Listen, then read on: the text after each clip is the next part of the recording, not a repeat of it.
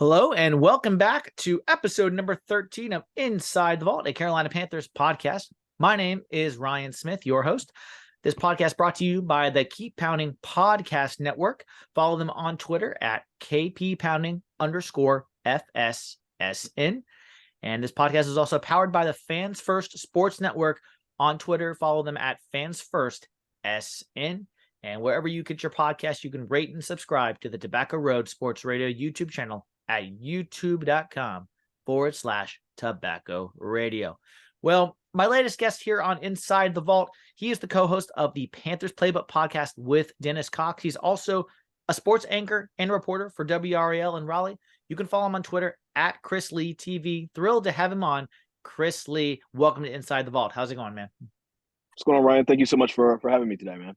Oh, so not a problem at all. It's good to have someone like you on. I've been waiting to get some WRL voices on this podcast, so good to get someone like you on here. Let's start with the Panthers. We'll just get right into the 0-4 start. It's not pretty, but me and you are super fans, I would say, of the team. We both have anchored history with the team. Ford Field trip to Detroit this weekend on tap. So before we get there, we'll preview the game. Just your overall thoughts and takeaway so far from this 0-4 start. Yeah, it's surprising to me, and then I have some people who are around me who are like, "You shouldn't be surprised," and then I make the case that I should be surprised because besides adding some pieces on the offense and a new quarterback, this is essentially the same team from last year that Steve Wilks made that nice run with and almost back into the playoffs. Yeah. Even after everything, the hope looked like it was lost after the Matt Rule thing was over and all that. And this is essentially the same team, of course, minus DJ Moore, but that's really the main piece that they're missing. And so then you look at the additions in the offseason. You have Adam Thielen, you have DJ Chark, you have Hayden Hurst, you have Miles Sanders, and then you go get Bryce Young as a quarterback, and then you're essentially coming back with the same offensive line and add some pieces to beef it up. And you have this guy in Frank Reich who is supposed to be a great offensive mind in the NFL, along with other great offensive minds who have history in the NFL. The automatic thought is you're coming from one coaching staff that had not a lot of NFL experience, who we could, guarantee about 5 wins a year out of. Yeah. So now this team, this coaching staff, with virtually the same team with some additions, just naturally, I just kind of thought, okay, maybe the Panthers should be good for at least 8 or 9 wins this year. And the way it's going right now, it doesn't look like that. And so I am this 0-4 start has shocked me. I thought that the Panthers would at least minimum start 1-3, and at best maybe 2-2. You get one of maybe the Falcons, maybe the Saints at home, and maybe lose the next two. But I thought it would at least be a 2-2 start to give us some type of a hope, but not 0-4, not a donut. So it's weird to me right now. Yeah. And so let's go ahead and before we preview the game, we'll just get into some of the storylines that we all know is there. Chuba versus Miles Sanders controversy. We've seen that people are talking about Chuba, running better. He's got more speed. He's younger. He's quicker. And then Miles Sanders, it seems he's gaining 1 yard, 2 yards of carry on the halfback dive straight up the middle. And some people say the O-line's not blocking, missing Corbett, missing Christensen. Some people saying, Miles needs to be used like he was in Philadelphia with the swing passes to the outside, which we saw kind of in the fourth quarter. They started kind of using him in that way, but maybe too little too late in the Vikings game. But first, so let's start with the running backs there. What do you see from Chuba and Miles, and where can we get better going forward? Is that just the O-line, or is that someone with the running backs as well? I think you have a combination of both of those happening, and also add in play calling from Frank Reich and just overall scheme, right? It doesn't feel like anything that the Panthers throws at defense is catching them off guard, especially if you look at Bryce Young's completion chart from the Minnesota game. Everything basically 17 of his 25 completed passes were either behind the line of scrimmage or within 5 yards, right? So if you know that's coming, it's easy to kind of predict where to put your defense. But getting back to the running backs, yeah, I mean, it's a combination of I think that Miles Sanders is not being used the way that he was used in Philly, and it's also a combination is that along with the offensive line. I'm not sure what's going on with the offensive line because you have the same O-line coach from last year in James Campen. So I'd really like to know what's going on with you. You wouldn't think that missing Austin Corbett and then now Brady Christensen would have that huge of a difference. Not saying that those guys are not important because they are, but you still have Bradley Bozeman and Taylor Moton who are veterans, and then you have Ike Aquano who had a good end of the year last year, and you just kind of think that at least with those guys as anchors, whoever you play as replacements in the guard spot on each side of the ball or each side of the line, that they'd be able to at least be serviceable and something great would come out of it. And I was looking at PFF grades, and of course, Ike Aquano didn't have a great game, but he was the highest graded offensive lineman from the Minnesota Vikings game. Yeah, right. I And saw that. Yeah. then Bradley Bozeman, and then Taylor Moton, and that's the part that really like shocked me because you of everybody you think Taylor Moton's got it held down on that right side. So it's a combination of all of that. Like it's I think Miles Sanders needs to be used better, and the line needs to block a lot better. And as far as Chuba Hubbard, he's been a great runner. I think he needs to be in the best position to show that. I think the part that would hold him back in this offense is he's not as great catching the ball. So Yeah. once he can show that he can, we've seen him drop a lot of passes before. Once he can prove that he's not going to drop passes. I think he can shine in this offense or any other offense in the NFL. Yeah. And you mentioned Icky. Some people say, is he a best fit at guard? Is he more of a tackle? And as you He's said, and as you said, the sophomore slump it seems to be he's experiencing right now. So, but we'll see if Icky can turn around. I've got faith in him. I think the coaches do too. It's just a matter of getting the continuity on the offensive line with whether that's Zavala, whether that's Corbett in about 3 weeks time coming back. I know fans want to have him on there this Sunday. That's just not realistic coming off the IR, which he was activated this week. So we'll see Corbett, maybe Stephon Sullivan, the other one that doesn't get talked about as much. He's also activated from IR this week as well. So let's get into the trade rumors. We talked about the running back position, but this involves wide receiver number one. You mentioned at the top of the podcast, we had DJ Moore got traded for Bryce Young, essentially in that number one pick swap from 9-1. Well, is this a good idea at 0-4? Is this Scott Fitterer trying to really save his job?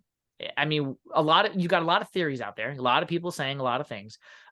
You see Jerry Jeudy in the news. That's really, it seems like the one that people are targeting right now as that wide receiver one from Denver coming over from a Jairo system in Denver. So thoughts on these rumors about getting a wide receiver, number one, and then number two, is this a good idea? It is a good idea if you're not more draft capital, right? Because the Panthers have lost a lot of draft capital over the last few years simply on quarterback, right? Like think about it. Like they use draft capital to go get Sam Darnold. They use draft capital to get Baker Mayfield. They use draft capital to move up in the draft to go get Matt Corral. Yeah. None of those guys are on the roster right now. And a lot of those draft pieces that you put, and then Bryce Young, and he is on the roster. And all of those draft picks that you've traded away, I think it's something like I was talking to my co-host Dennis Cox yesterday about this. I think it's something in the neighborhood of either 9 or 10 draft picks over the last 3 years on the quarterback position. So if you think about that, of course, at some point you're going to trade some. But if you could have kept at least 6 of those, that could have been somewhere else on the roster where we're thin. That could have been a contributor, a good player that they could have had right there. And it's really it's kind of it's disappointing to see. Yeah. But I don't blame the Panthers for trying to go out and get something. Of course, Scott Fitterer is going to try to save his job every day. he's trying to save his job. So I'm not blaming him for that, because his job is making sure the Carolina Panthers are good and that they're winning, and that's what they're not doing right now. And one of the reasons why they're not winning, outside of the line not blocking, outside of not creating a run game, is that their wide receivers, for the most part, aren't getting open. Adam Thielen is the one who is getting open. DJ Chark, of course, missed the first game with his injury. Looked pretty good in the Seattle Seahawks game. Okay. And when he came back against the Saints, okay against the Vikings. But you'd like to see a lot more from them. I think a lot of that too is the play calling and the scheme. But you still need somebody who's that threat, who one can get open in the short and intermediate routes, and also somebody who can potentially stretch the field. So if that's Jerry Jeudy, if that's T Higgins, whomever that ends up being, I think that the Panthers need to figure out to bring that person in. Just don't waste more draft capital. Right. So that might have to be, parting with a player like Jeremy Chin or whomever else to go out and get that particular person, whatever that is. But they've already wasted enough draft capital, I think. And so you don't need to waste any more unless you're getting something back. Right. Two other players I've also seen that we did not mention is Hunter Renfrow is getting some run, and Marquise Brown as well, Hollywood Brown. Yep. A couple of other guys as well. And then the other guy that we're going down the receiver list. Laviska Shenault is not the most. He's not a wide receiver one, obviously, but he is someone Frank Reich talked about using in the backfield, using on like a Deebo Samuel type role and doing different things with him. And we haven't seen it. So that's another guy that I think can be utilized in this offense if utilized correctly and efficiently. And then we can go into the tight ends. Hayden Hurst, first touchdown of Bryce Young's career in Atlanta. And then after that, where's it been? So there's a lot there. I think a lot of it, I'm starting, like, a lot of what we've been talking about on Panthers Playbook is like Frank Reich with the play calling and also scheme. And we were told, remember, the Panthers offense looked horrible in the preseason. And we were told by Frank Reich, hey, we're not operating in our scheme. It's the preseason. So the expectations were high starting with the Atlanta game, because it's like, okay, well, what we saw in the preseason isn't what we're going to see in the regular season. And honestly, the regular season has just been an extension of the preseason. From what we've seen, there isn't anything creative happening. There's not a lot of pre-snap motions. It's interesting because I think it was in the third or fourth quarter. One of the best plays that Miles Sanders had against the Vikings was off of a swing pass that you saw where he lined up, I believe, on the left side, kind of started to shift and swung around behind the quarterback, was swinging around to the right side, caught the ball right there on the right side. And I think because of the motion, he wasn't touched until he was 5 yards up the field and had about a 7 or 8 yard gain. And that was his best play of the game. Yeah. And that was one of the best from the Panthers in that game. And a lot of the reason, it just feels like the offense is stagnant. Once they line up, you pretty much know what they're doing. Now, maybe Adam Thielen will move a little bit to give Bryce Young a clue as whether they're in man or they're in zone. But they're not really shifting and they're really operating as a modern NFL offense. And the thing that baffles me is the best play from the Panthers this season, the most explosive play, that 47-yard touchdown against Seattle to DJ Chark. And Frank Reich admitted that was a play design from Parks Frazier, the passing game coordinator, and Thomas Brown. Thomas Brown, of course, comes from the Sean McVay system, and who's their offensive coordinator. And so I'm thinking, we need more of that. Now, of course, the defense also, determines a lot of those things, but we need more of that. And looking at Bryce Young's chart, I go back to it. If everything is going to be within 5 yards or behind a line of scrimmage, the defense knows what's going to happen. It's going to be harder for guys to get open, and nobody is going to be on their heels. I was watching the Vikings game from the press box, and Harrison Smith and the rest of that Vikings defense, who was 27th in the league heading into that game, they knew what the snap count was, and they were starting to jump on it. So then they had an advantage over the offensive line because of that, because the Panthers weren't doing anything that was keeping them on their toes. Yeah.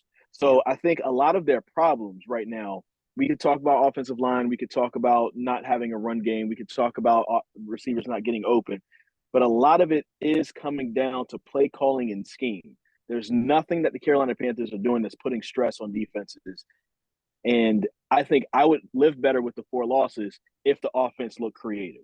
It just doesn't look creative. It looks stagnant. It looks actually worse than the offense that Steve Wilks, a defensive guy, helped to lead last year with Ben McAdoo at the end of the season.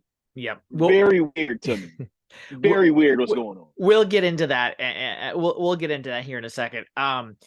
Before we do, though, injuries have also taken a toll, as we know. Shaq Thompson going down, J.C. Horn, Brady Christensen, we already mentioned.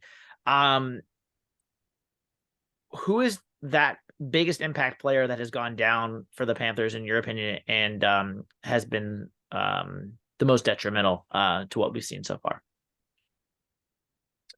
I would say J.C. Horn.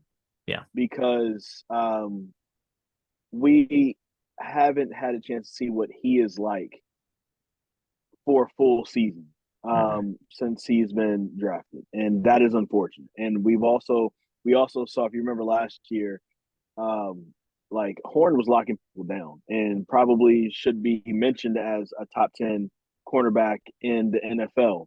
And one of the biggest proofs that he was locking people down is that when he went down last year with injury, all of a sudden the Tampa Bay Buccaneers, who looked horrible last year with the combination with Tom Brady and Mike Evans, you'd think that that'll be amazing.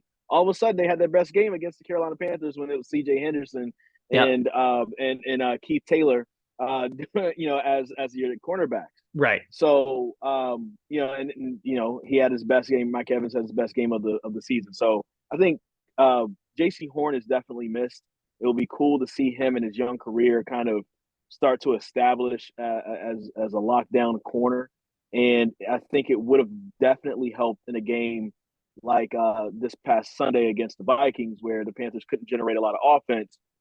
And maybe he could have helped to slow down, Justin Jefferson from the Vikings. Because really that was the only threat that the Vikings posed on offense was him. Well, and it's funny you mentioned that, because everyone's like, well, 2 touchdowns. Yeah, he caught those, but we held him to 85 yards and that's it. I mean, defense did its job. I mean, despite those 2 touchdowns, but despite who we put out in the secondary, Deshaun Jameson, someone who has flashed as well, coming off San Francisco, that waiver pickup. He's been such a flash for them as well. And then Sam Franklin stepping up for Xavier Woods, pleasant surprise. Now Kirk Cousins threw the ball right to him, obviously, but that was still a nice addition there in that 99-yard pick 6 to start the game. Now let's get into the coaching staff, and then we'll get into the Lions game, get some predictions, and get you out of here. So get to the coaching staff. So I'm just going to lay it all out here, and we're going to be sensible about this, and we'll see what conclusions we can draw from here. So it seems we've already alluded to the play calling. We've already alluded to the coaching staff, which we know has an offensive guru, I should say, Super Bowl champion, Frank Reich with Philadelphia Eagles, Thomas Brown coming over for the Rams, Sean McVay disciple, Josh McCown, longtime backup and starter quarterback in the league, Deuce Staley, former Philadelphia Eagles running back, Detroit Lions running back coach, coming over, familiar with Miles Sanders. We could keep going. Those are the main cogs. Jim Caldwell, obviously, as well. Seems like many people now, Mike Kay from the Charlotte Observer, I think, has done a great job outlining this, but he has said this roster is very top heavy. There is not a lot of depth, and we've seen those injuries take that toll. It seems like people have had high expectations and were underperforming, and they're already calling for Thomas Brown to call plays. But here's my question, regardless of what you think of that.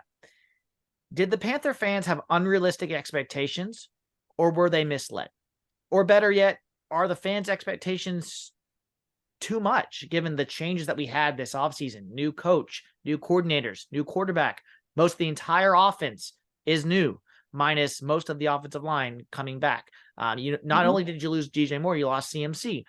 Robbie Anderson got shipped out. I mean, a lot of offensive pieces are new. And so were the fans' expectations too unrealistic, too high? Or did we get misled by the management saying it's we're a quarterback away, let's drop in a rookie, he's Bryce Young, and let's go?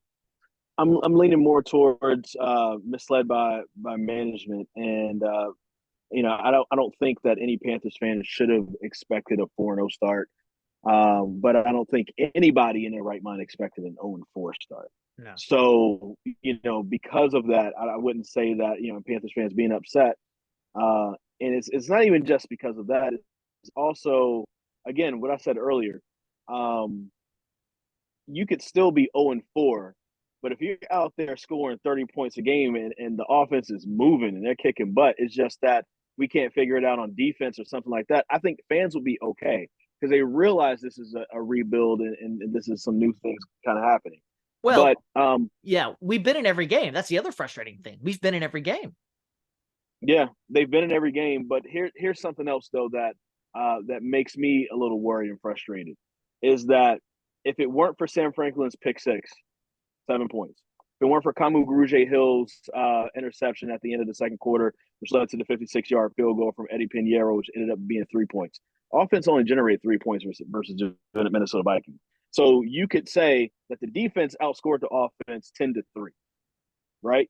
Because the offense on their own, from getting the ball off of a kickoff or a punt or whatever, which in that case was a kickoff, marched down the field to get 3 points, and that was in the first quarter. And after that, they didn't do it on their own. That is something that I am concerned about. And again, for this offensive staff, you would think that they would be able to score more points. Of course, they scored more points in the Seahawks game, which is again an example of I'm not mad at that game because they took their shots, they went down the field, and there was some scoring happening. There really hasn't been scoring in the 3 other games. Now, Bryce Young has been the one in those games, and so it feels almost too like Frank Reich called the different game for Andy Dalton than what he does for Bryce Young, because Bryce Young doesn't have bad numbers. 25 or 32 passing. He's improved every game against the Vikings. Slowly. He's getting better, but he doesn't have time. He doesn't have people to throw to, and of course, he's going to make some rookie mistakes along the way because he is a rookie. So I think a lot of it would be the staff because, again, with a lot of this same crew from last year, you would expect, from what I said at the beginning, that maybe they're at least a game or two better than last year. And right now, it's not looking like they'll even get anywhere close to the amount of wins that they had in 2022. And one final point to add to that, too, is how do I say this? Is Frank Reich, I don't want to say handcuffing is not the right word. Is he putting? Yes, he is. Is there training wheels still on Bryce Young? Do we need to put the training wheels off and let Bryce cook, as they used to say with Seattle and Russell Wilson? Let Bryce cook. Is it the training wheels? Do we need to get the training wheels off and let the rookie quarterback sink or swim, make mistakes, growing pains, whatever you want to call it? What's happening? It feels like it. It feels like it because, again, I don't think the Carolina Panthers are doing anything creative. One of the things that you see with Tampa Bay right now with Baker Mayfield or some other quarterbacks who are on the smaller level, sometimes you move the pocket. So we don't see a lot of plays right now. You've seen a few. You don't see a lot of plays from the Panthers where, they're snapping the ball and, Bryce Young is moving and the pocket's moving with him, creating havoc on the defense, and all of a sudden maybe he's hitting a receiver on the move or crossing field or whatever. You're not seeing them trying to establish him. Now, I'm not saying you need to do this like they did with Cam Newton, but you're not seeing them establishing him as a potential run threat. So one of the things I kind of thought was pointless in their run game attempts was every time Bryce Young hands it off, he's running like he's a potential run threat. Well, he never got the ball, took the ball and ran it. There was not one play that looked like it was called for Bryce Young to run the ball. Again, I'm not suggesting that this is something they do 10 times a game, maybe once or twice, just to keep the defense on their toes. Because we've seen Bryce Young can juke some people out, right? We saw the And Saints game. Yeah. if we get it, you get him in space. He's got to learn how to slide. But if you get him in space and he can slide down, that could put some stress on the defense because they don't know what's happening, and now there's somebody extra for them to account for. So I just think I think right now a lot of it just comes down to just using the folks that you have better and using them to their strengths. We're not seeing that with Laviska Shenault, Bryce Young, DJ Chark, Miles Sanders, Chuba Hubbard. The list goes on. Yeah. So let's get into that Detroit game now. This Sunday, going to Ford Field, trip to the Motor City. This is a very winnable game. And I know the Panthers are a big underdog. You think so? Well, let me explain. So now we beat them last year at the Bank of America Stadium, yes, but we did beat most of the same guys on this team. Amon-Ra St. Brown is looking like may not be playing. He hasn't practiced all this week. 1 second. Ryan.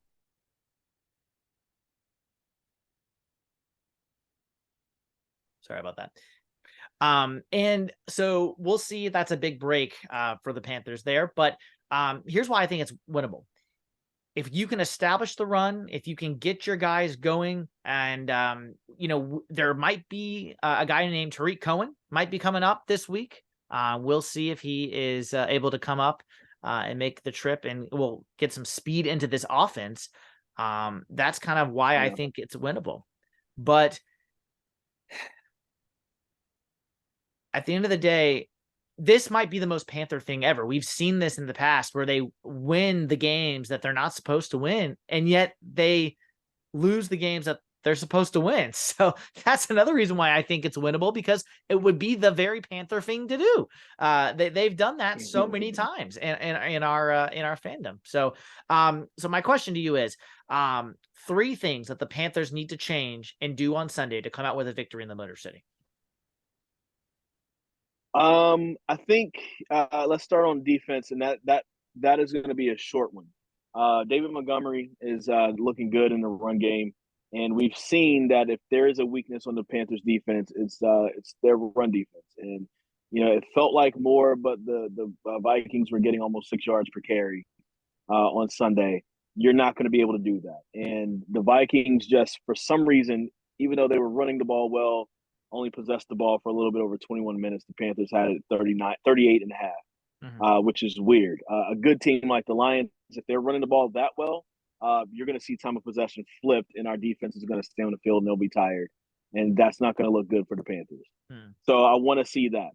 On offense, 1, offensive line, protect and push the line, right? Like Bryce Young needs to stay upright as much as possible. Don't let Aiden Hutchinson or anybody else get near him. And then also make some room so that Miles Sanders, Chuba Hubbard, maybe Tariq Cohen, maybe Raheem Blackshear, who knows?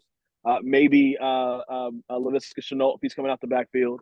Whoever is going to have the ball in their hands, make sure that they have some lanes so they can make some things happen. And then I would say the last one is Frank Reich. I hope that you and the coaching staff have figured out ways to push the ball down the field, right? We don't need to see 65%, 70% of your completions being behind the line of scrimmage or within 5 yards. Of course, a lot of those are going to happen in a short game, but man, like, you can't get too predictable, because that's not going to help Bryce out. That's not going to help your offense out. Please get it down the field a little bit. Yeah. We'll get you out of here with some predictions. And again, so great to have you on here on Inside the Vault and taking some time with us here. First, Brian Burns, I did not ask you this question. If you've listened to any of my our episodes here, we have asked this about the new contract. It now looks like this is going to be an off-season thing at this point, unless they reopen negotiations, or depending on how bad the Panthers are the rest of the season, he might get traded. So What's your prediction? Does he get traded? Does he stay in Carolina? Get he slap the franchise tag on him? Do they get the long-term deal done after the season? What's your prediction there? Franchise tag, and then eventually they get a deal done. But it might look ugly for a little bit there. But I think, especially for the fact that you passed on 2 firsts for That him says it last all. year, Yeah. reportedly. Now you can't backtrack because I don't think you're going to get 2 firsts for him this year. Maybe you could. I mean, if you do, then hey, Godspeed. But I don't think you get rid of him. You need him on the defense, and you need an edge rusher. So, I think franchise tag and then eventually a deal gets done. Yeah. Overall thoughts on the rest of the seasons, as far as not wins and losses necessarily. I'm saying expectations, what fans can expect as Bryce and this team grows together, especially in his rookie year at quarterback. Well, here's something interesting about Frank Reich. I can't remember the exact number, but I know that he isn't very good in the month of September. I know we're in October now, but he typically has slow starts to the season with as a head coach. So I expect the Panthers to go into the bye week at 0-6. But then you come out and you have that Houston game. Then you have Indianapolis. You have Chicago. Yeah. Dallas will be tough. You have Tennessee. You have Tampa again. You have New Orleans. You have Atlanta. I think there's some winnable games in that stretch right there. Very winnable. Yes. And I'll even put Indianapolis there as well. So I think that I really want to see how it's not about how you start. I really think it's how you finish. And I want to see how a Frank Reich led team is able to come out of this bye week and readjust and show what they can do to the world. Yeah. I mean, that is what they're talking about in practice is the Detroit Lions, actually, their opponent this week and what they did last year, starting 1-7 and then finishing 9-8. Yes, they missed the playoffs barely, but they still did it. They won 9 straight. And one of the reasons was because of that Panthers loss. It was. Yes, ironically. Yes.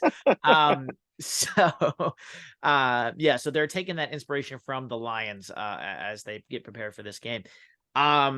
So I'm gonna just ask you straight up though, even if you can plead the fifth if you want.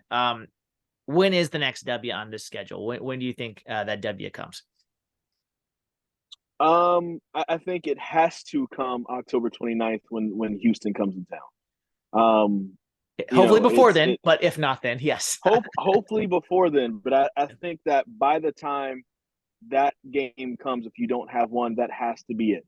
Because then you have the number 2 overall pick, then you have the number 4 overall pick coming in the very next week. And I don't think any of the problems that's happening right now is the fault of Bryce Young whatsoever. So let me put that out there. But if you already have, let's say you go into the bye week 0-6, you come out of it and you have the number 1 overall pick versus the number 2 overall pick, and Bryce lose and Carolina Panthers lose that, man, Panthers fans are going to start getting off that Bryce train. They shouldn't, because I don't think anything happening right now is his fault. That's what's going to happen. Then you have the number 4 overall pick that will come in the very next week, and you lose that one, boy. So, and the thought process, we could have had those guys. So I think at least minimum October 29th versus the Texans at home, you need to win that one. There you go. Well, that is a good place to end it. As I said at the top, my guest today has been Chris Lee of WRAL, sports anchor and reporter in Raleigh. He's also the Panthers Playbook co-host with Dennis Cox. Chris, all the best. Matt Rule, as people know him as. Yes, that's right. That's right. Chris, all the best. Thanks for coming on. Was there anything else you wanted to plug since we got you? Just Panthers Playbook. Look at it on wherever you get your podcast. It's also on YouTube, and YouTube is where people tend to like us at a lot more. So it's getting some good numbers. So reach us there. Awesome. Well, that will wrap up episode number 13 here on Inside the Vault, a Carolina Panthers podcast. I'm your host, Ryan Smith. Rate, review, and subscribe wherever you get your podcast, and we will see you next time.